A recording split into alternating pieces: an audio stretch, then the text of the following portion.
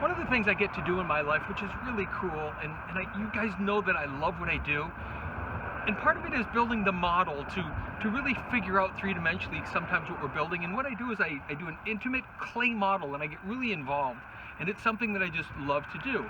Well, once we get it built, we make sure that we videotape it, we take pictures of it, we put it in natural light so we can see the shadows that, and we put it in our, just come out in the parking lot here, and we put it in the yard, in the parking lot, as if it's positioned as if close as we can get it to in the yard of the home, so that we get an idea on shadows and how everything works.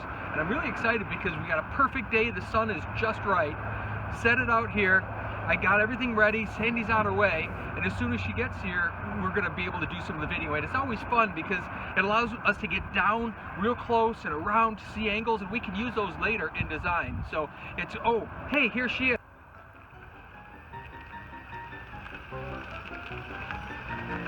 Oh!